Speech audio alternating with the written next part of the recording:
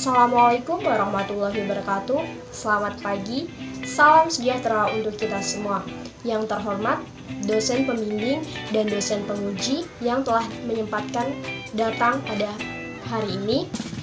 Perkenalkan, nama saya Indah Solvina Octaviani. Saya dari jurusan Ilmu Tanah, Fakultas Pertanian, NPM 17 14 18 10 17. Di sini saya akan mempresentasikan mengenai proposal usul penelitian saya yang berjudul Isolasi dan Identifikasi Keragaman Bakteri Tanah pada Tepra Gunung Anak Krakatau pasca erupsi Desember 2018.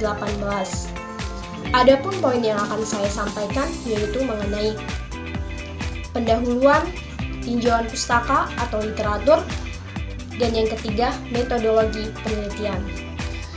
Yang pertama, pendahuluan yaitu latar belakang. Yang melatar belakangi penelitian ini adalah Indonesia terdiri dari deretan pulau-pulau yang dikelilingi oleh gunung-gunung berapi yang aktif yang berada pada jalur cincin api Pasifik atau yang disebut Ring of Fire.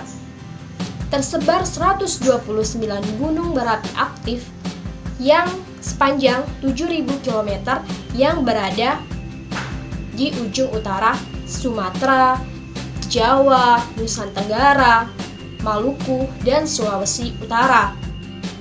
Tepatnya di Provinsi Lampung terdapat gunung berapi aktif yaitu Gunung Anak Krakatau yang berada pada bawah permukaan laut. Akibat erupsi pada tahun 2018 menyebabkan kerusakan lahan berupa perubahan permukaan dan penurunan tinggi gunung menjadi 110 mdpl menurut Pusat Vulkanologi dan Mitigasi Bencana Geologi pada tahun 2019. Material vulkanik hasil erupsi mengandung mineral primer yang berpotensi terhadap peningkatan kesuburan tanah. Material vulkanik yang bersifat masam dapat berpengaruh nyata terhadap sifat biologi tanah, yaitu keragaman dan aktivitas mikroorganisme tanah, terutama bakteri tanah. Oleh karena itu, dilakukan pengambilan sampel tanah pada titik-titik yang telah ditentukan untuk mengetahui keragaman dan potensi bakteri tanah pasca erupsi. Selanjutnya yaitu rumusan masalah. Yang pertama, apakah terdapat keragaman bakteri tanah pada Tepra Gunung Anak Krakatau pasca erupsi Desember 2018? Yang kedua, bagaimana potensi bakteri tanah pada Tepra Gunung Anak Krakatau pasca erupsi Desember 2018? Tujuan penelitian yang pertama untuk mengetahui keragaman bakteri tanah pada Tepra Gunung Anak Krakatau pasca erupsi Desember 2018. Yang kedua, untuk mengetahui potensi bakteri tanah pada Tepra Gunung Anak Krakatau pasca erupsi Desember 2018. Selanjutnya yaitu kerangka pemikiran. Kerangka pemikiran dari penelitian ini adalah material vulkanik pada Tepra Gunung Anak Krakatau pasca erupsi Desember 2018 yang mengalami pelapukan, baik pelapukan fisika, biologi, maupun kimia, akan berpengaruh terhadap peningkatan kesuburan tanah.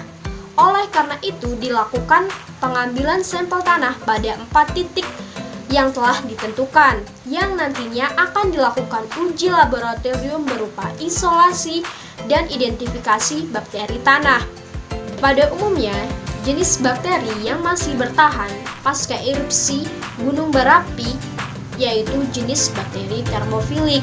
Identifikasi yang akan dilakukan didasarkan terhadap perbedaan morfologi bakteri yang tumbuh pada media Na, meliputi bentuk, warna, tekstur permukaan, dan lingkaran konsentris pada media Na, yang nantinya akan diperoleh kelompok keragaman populasi bakteri tanah dan potensinya. Hipotesis dari penelitian ini adalah terdapat perbedaan keragaman populasi bakteri tanah pada lapisan Tepra Gunung Anak Krakatau pasca erupsi Desember 2018. Yang kedua, populasi bakteri tanah pada Tepra Gunung Anak Krakatau pasca erupsi Desember 2018 berpotensi terhadap peningkatan kesuburan tanah. Tinjauan pustaka dari penelitian ini meliputi karakteristik material vulkanik terhadap kesuburan tanah, yang kedua, jenis dan keragaman bakteri tanah pasca erupsi gunung berapi, dan yang ketiga, teknik analisis bakteri tanah. Penelitian ini merupakan penelitian non-eksperimental yang mana tidak digunakan rancangan percobaan di lapang. Penelitian ini masuk dalam kategori penelitian survei, yang mana objek-objek penelitian telah tersedia di alam, yaitu hasil erupsi Gunung Anak Rakatau Desember 2018.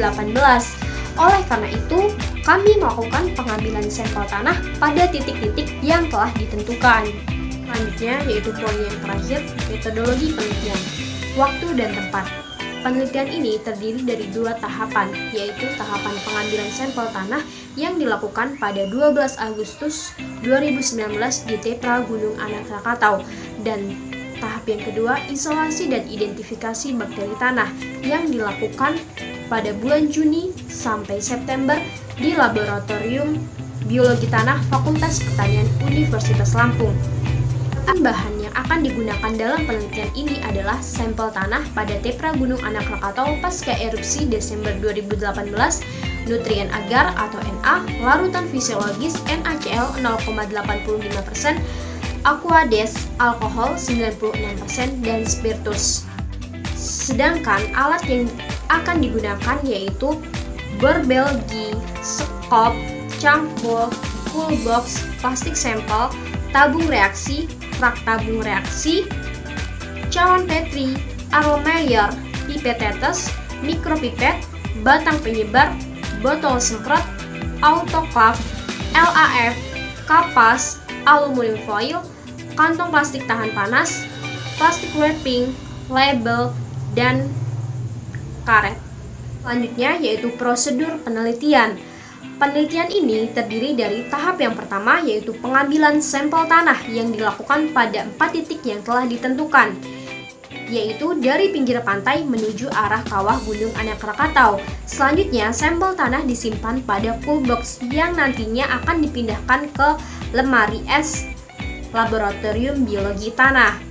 Tahap yang kedua yaitu isolasi bakteri, yaitu menggunakan metode seri dengan larutan fisiologis NaCl 0,85% dan seri pengenceran yang digunakan yaitu 10⁻³ sampai 10⁻⁵, dan metode agar tuang dengan media nutrien agar atau Na dengan modifikasi tambahan anti jamur. Sebelum dilakukan isolasi bakteri, dilakukan sterilisasi, baik sterilisasi alat maupun sterilisasi bahan untuk mencegah kontaminasi bakteri. Adapun bahan yang disterilisasi meliputi larutan fisiologis NaCl 0,85% dan larutan nutrien agar. Alat yang disterilisasi yaitu Erlenmeyer, tabung reaksi, mikropipet, dan cawan Petri yang disterilisasikan menggunakan autoclave. Inkubasi bakteri dilakukan selama 3-7 hari, yang mana selama masa inkubasi tersebut dilakukan pengamatan jumlah populasi bakteri dan bentuk morfologi bakteri yang meliputi warna, bentuk, tekstur permukaan, dan lingkaran konsentris. Isolasi bakteri ini pada setiap sampelnya dilakukan sebanyak 3 kali ulangan. Dan tahap yang ketiga yaitu identifikasi bakteri atau yang disebut dengan pemurnian atau purification. Identifikasi dilakukan dengan mengamati morfologi bakteri dari segi bentuk, warna, tekstur permukaan, dan lingkaran konsentris yang tumbuh pada media Na. Yang selanjutnya dilakukan tahap pemurnian atau purification bakteri. Tahapan pemurnian dilakukan untuk memperoleh biakan bakteri murni sehingga tidak ada kontaminasi dari bakteri lain, sehingga spesifikasi jenis bakteri dapat diperoleh. Penelitian bakteri dilakukan dengan memindahkan isolat menggunakan metode garis. Selanjutnya yaitu pelaksanaan penelitian. Metode penelitian yang akan digunakan yaitu menggunakan pendekatan kualitatif yang bersifat deskriptif.